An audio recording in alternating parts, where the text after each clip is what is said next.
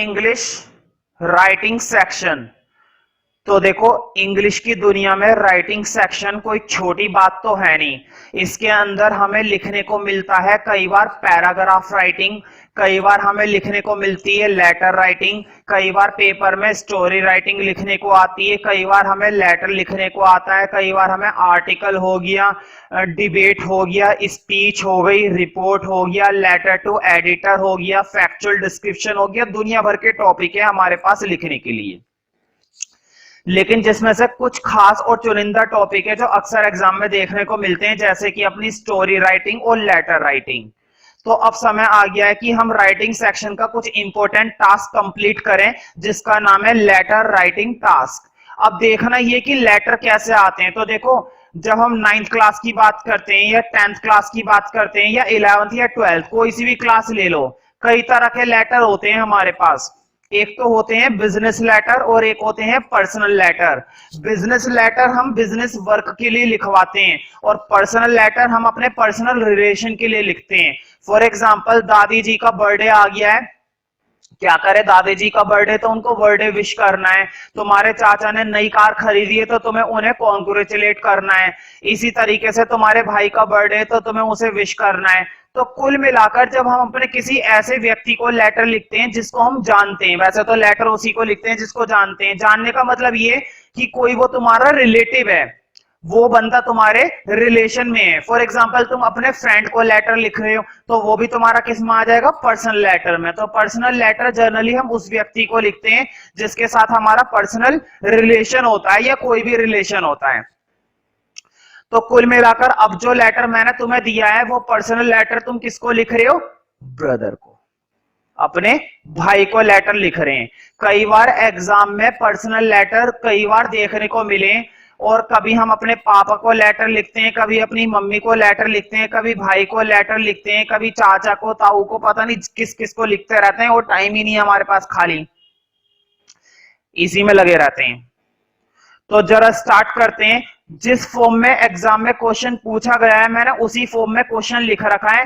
मैं एक बात तो मैं जरूर बोलूंगा, इस लेटर का मतलब ये बिल्कुल भी नहीं है कि बिल्कुल एग्जैक्ट लेटर यही एग्जाम में आएगा, लेकिन मैं इतना जरूर कह सकता हूं कि इस लेटर को सॉल्व करने के बाद हमें इतना एक्सपीरियंस हो जाएगा कि हम वहां पर आए हुए लेटर को पूरी तरीके से सॉल्व कर पाएंगे। ठीक है, तो प्रैक्टिस हो जाती है हमारी, क्या हो जाती है, प्रैक्टिस। लेकिन वैसे ये जितने भी क्वेश्चंस होते हैं मेरे एग्जाम में आए हुए ही क्वेश्चंस होते हैं, तो उस हिसाब से थोड़े से इंपॉर्टेंट होते हैं। और कई बार वैसे एग्जाम में आते भी रहते हैं, कई बार एग्जाम में बिल्कुल सेम टू सेम रिपीट देखने को मिलते रहते हैं। तो देखते हैं जरा, ज्यादा समय वेस्ट ना करते हुए। You have just witnessed the impact of evaluation through grades instead of marks in class 10 board result। तो देखो, एक ऐसा सिस्टम जब बच्चों को मार्क्स नहीं मिले करेंगे, मार्क्स की जगह क्या मिले करेंगे, ग्रेड्स मिले करेंगे। A1, A2, B1, B2, C1, C2, इस तरह के ग्रेड मिले करेंगे। मतलब बोर्ड के अंदर मार्क्स नहीं दिए जाया करेंगे, मार्क्स की जगह बच्चों को क्या दिए जाया करेंगे, ग्रेड्स दिए जाया करेंगे। तो एक नया सिस्टम आया है बोर्ड के अंदर। Write a letter to younger cousin advising him how to deal with the changes. अब तुम्हें अपने छोटे भाई को यह बताना है कि तुम्हें अब कैसे तैयारी करनी है, क्योंकि तुम उसके बड़े भाई हो या बड़ी बहन हो, जो भी है, तुम अपने छोटे भाई को लेटर के अंदर लिखकर बताओगे कि बोर्ड में ये जो चेंज हुआ है, मार्क्स नहीं मिले करेंगे, अब क्या मिले करेंगे, ग्रेड्स मिले करेंगे। तो तुम्हें किस तरीके से प्रिपरेशन करनी है ताकि तुम्हारे अच्छे से अच्छे ग्रेड्स अचीव हो सके। और अपने भाई को यह भी बताओ कि ग्रेडिंग सिस्टम क्या होता है। हालांकि वो 10th क्लास में या 9th क्लास में तो उसको ये बात जरूर मालूम होगी, लेकिन फिर भी थोड़ा सा एक्सप्लेन करना है। अपने भाई की क्या करनी है, तुम्हें थोड़ी सी मदद करनी है एक बड़ा भाई होने के नाते। तो देखो, सबसे पहले अपना एड्रेस आ गया 22D स्वरूप नगर। भाई कितना बढ़िया नाम है, स्वरूप जगह का, न्यू दिल्ली। फिर एक लाइन छोड़ देनी है, फिर तुम्हें वो डेट लिखनी है जिस दिन तुम लेटर लिख रहे हो। फॉर एग्जाम्पल 18 अगस्त 2000। तो तुम देख सकते हो मैंने एक्स बना रखा है, मतलब यहां पर तुम्हें वो ईयर लिखना होता है। माय डियर अमन, ये तुम्हारे भाई का नाम आ जाएगा, क्योंकि तुम अपने भाई को लिख रहे हो तो तुम अपने उसके नाम से लिख सकते हो माय डियर अमन, ठीक है। या फिर अगर तुम्हें नाम नहीं लिखना तो तुम ये भी लिख सकते हो माय डियर ब्रदर। अब जरा मुद्दे की बात पर आ जाते हैं। तो उसको एक्सप्लेन करना है कि उसे कैसे मार्क्स इकट्ठे करने, उसे ग्रेड के बारे में बताना है अपने भाई को, ठीक है।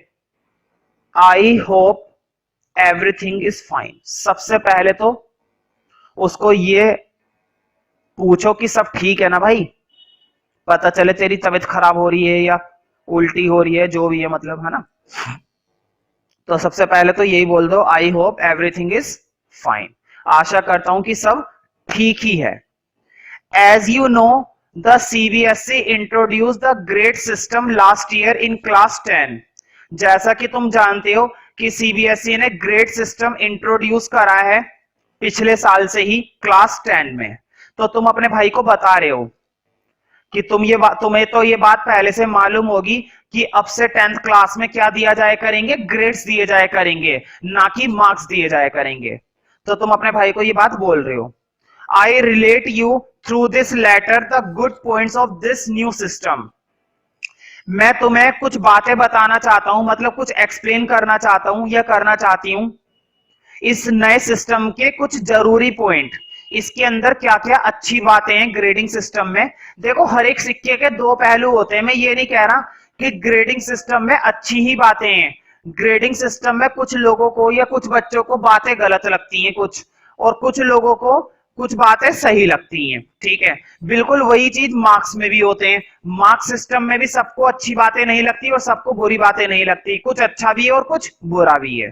तो ये अपने छोटे भाई को बताएगा या बताएगी कि इस नए सिस्टम के अंदर कौन कौन सी अच्छी बातें हैं जो तुम्हारे लिए फायदेमंद साबित होएगी। इंसान तो वही है जो हर एक सिचुएशन में क्या क्या ढूंढ ले, अपना फायदा ढूंढ ले।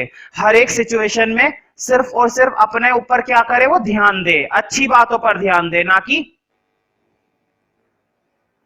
बुरी बातों पर। First of all, grades eliminated the whole of competition from our mind. सबसे पहली बात तो ये कि ग्रेड्स जो होते हैं वो हमारे दिमाग के अंदर से पूरा का पूरा कंपटीशन खत्म कर देते हैं। एलिमिनेट का मतलब होता है खत्म कर देना। क्यों? क्योंकि मार्क्स में क्या होता है, मार्क्स में ये रहता है, अच्छा तेरे 90 आएंगे, सब बच्चों के 90 आ रहे हैं, मेरे तो 80 रह गए, उसके 85 है, इसके 98 है। कंपटीशन है ना अच्छा खासा। लेकिन ग्रेड्स में ऐसा कुछ नहीं होता। ग्रेड्स में ग्रेड्स में यही नहीं पता चलता कि मार्क्स कितने हैं रफली, है ना, एग्जैक्टली। तो ग्रेड्स की सबसे बड़ी और अच्छी बात यही होती है कि इसकी वजह से हमारे दिमाग में जो कंपटीशन चल रहा होता है वो कंपटीशन क्या हो जाता है, खत्म हो जाता है, एलिमिनेट हो जाता है। But we remain determined to get good grades. लेकिन फिर भी हम समर्पित होते हैं अच्छे ग्रेड्स लाने के लिए। मतलब हमारी कोशिश यही रहती है कि देखो मार्क्स तो है नहीं, मार्क्स का चक्कर तो है नहीं ग्रेडिंग सिस्टम में, तो हम क्या सोचते हैं कि कम से कम ग्रेड्स ही अच्छे ले आए। तो हम अच्छे ग्रेड्स के चक्कर में लग जाते हैं। फिर हमारा सारा ध्यान कहां पर चला जाता है, अच्छे ग्रेड्स की तरफ। होना भी चाहिए सभी का। Now I have found that getting good grades is not very difficult.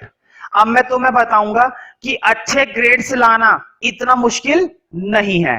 मतलब अब ये अपने छोटे भाई को गाइड करेगा कि किस तरीके से उसे प्रैक्टिस करनी है, किस तरीके से उसको तैयारी करनी है, किस तरीके से उसको मेहनत करनी है कि उसको अच्छे से अच्छे ग्रेड्स मिल पाए और वो क्लास के अंदर फर्स्ट आ पाए।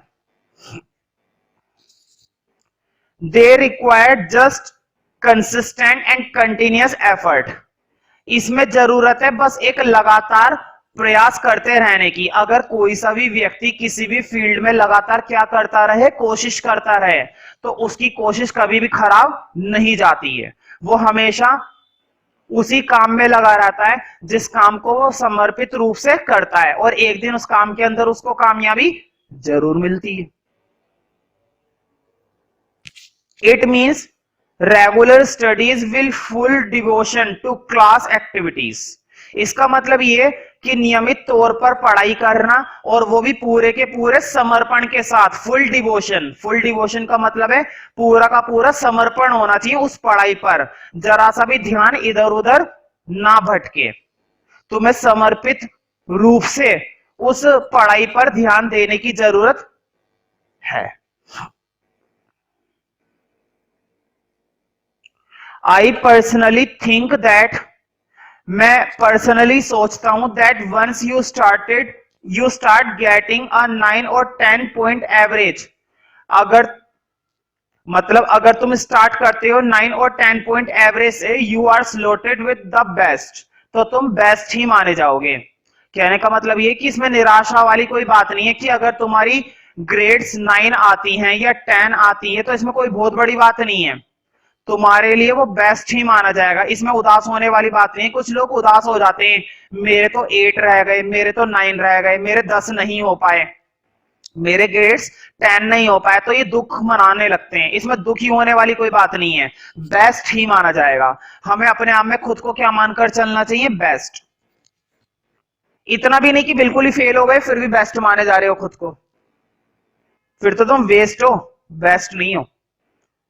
However, all this depends on your continuous and regular work. हालांकि ये सारी चीजें डिपेंड करती है तुम्हारे लगातार और नियमित कार्य पर। मतलब अगर तुम रोजाना दिन प्रतिदिन अपने काम को करते हो, ऐसा नहीं कि एक दिन कर लिया, 2 दिन छुट्टी कर ली, फिर 2 दिन कर लिया, 1 दिन छुट्टी कर ली, नहीं, रोजाना नियमित घंटे तुम उस पर्टिकुलर वर्क में अपना टाइम लगाओगे, समय लगाओगे, मेहनत करोगे, तो बहुत कुछ हो जाएगा। और अगर नहीं करोगे तो बहुत कुछ बर्बाद हो जाएगा। There is no doubt that grades bring in several toppers, इसमें कोई शक नहीं है कि ग्रेड्स की वजह से कितने टॉपर बन जाते हैं, कितने ही टॉपर बन जाते हैं, मतलब ग्रेड्स उन्हें हेल्प करता है टॉपर बनने में।